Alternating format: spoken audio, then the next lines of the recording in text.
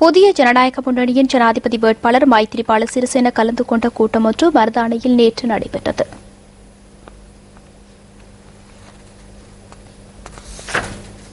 ஜனாதிபதி வேட்பாளர் மைத்திரிபால சிறிசேனவுக்கு ஆதரவு தெரிவிக்கும் வகையில் பொது எதிரணியினர் ஏற்பாடு செய்த கடைசி பிரசார கூட்டம் இதுவாகும்.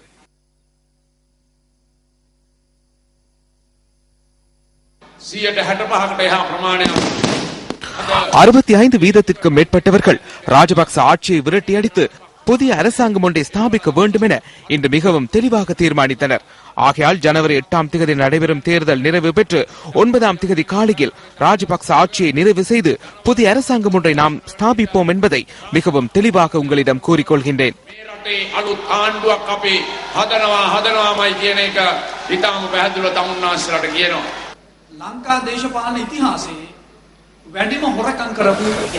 இலங்கை அரசியல் வரலாற்றில் அதிகளவு திருடிய அரசாங்கமாக மஹிந்த ராஜபக்ஷ அரசாங்கம் இருக்கின்றது என்பதை கூறுகின்றேன்.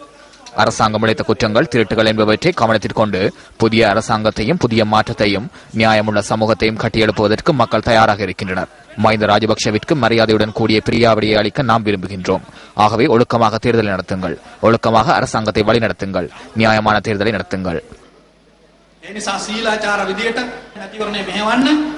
සීලාචාර විදියට ආණ්ඩුව මෙහෙවන්න සාධාරණ මැතිවරණයක් තියන්න. ඔහුට තිබුණේ මොකක්ද? පවුල පිළිබඳ ප්‍රශ්නය, බලය පිළිබඳ ප්‍රශ්නය. குடும்பம் தொடர்பான பிரச்சனை அவருக்கு இருந்தது.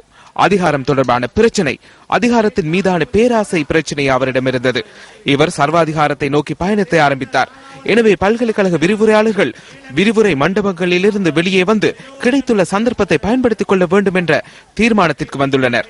இந்த தீர்மானத்திற்கு அமைய நாம் ஒரு கொள்கைக்கு அமைய மைத்ரிபால சிறிசேனவை முன்னிறுத்தி இந்த நாட்டில் மறுசீரமைப்பு பணிகளை மேற்கொள்ள வேண்டும் என எண்ணினோம். நல்லாட்சியை ஏற்படுத்தவும் ஜனநாயக ஆட்சியை ஸ்தாபிப்பதையும் நோக்கமாக கொண்டே இதனை நாம் செய்தோம்.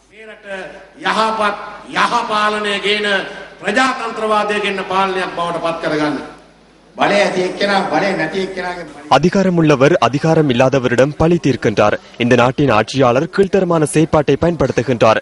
இந்த நாட்டின் ஆட்சியாளர் அறிந்த ஒரே கலாச்சாரம் இதுவே.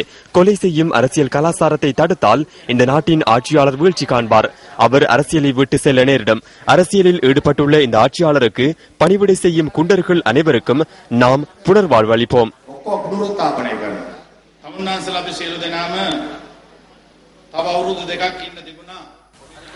ஜனாதிபதி தேர்தலுக்காக நாம் அனைவரும் இன்னும் 2 வருடங்கள் காத்திருக்க வேண்டியிருந்தது. எனினும் அதிர்ஷ்டவசமாக தாம் ஓய்வு பெற வேண்டும் என ஜனாதிபதி தீர்மானித்தார். எனவே 2 வருடங்களுக்கு முன்னதாகவே தேர்தலை நடத்த வேண்டும் என தீர்மானித்தார். 2 வருடங்களில் இந்த தேர்தல் நடத்தப்பட்டிருந்தாலும் கட்டாயமாக ஸ்ரீலங்கா சுதந்திர கட்சி சார்பில் மைத்ரிபால சிறிசேனவை தேர்தலில் போட்டியிட்டிருப்பார். இன்று பிரதான கட்சிகள், வடக்கில் உள்ள தமிழ் கட்சிகள், கிழக்கில் உள்ள முஸ்லிம் கட்சிகள், மலையகத்தில் உள்ள தமிழ் கட்சிகள் என்பவற்றை ஒன்றிணைத்து நாட்டிற்கு 2வது தடவையாகவும் சுதந்திரத்தை பெற்றுக் கொடுப்பதற்கு ஜனவரி 8ஆம் தேதி தேர்தலில் களமிறங்கியுள்ளன என்பதை மிகவும் பொறுப்புடன் கூறுகின்றேன்.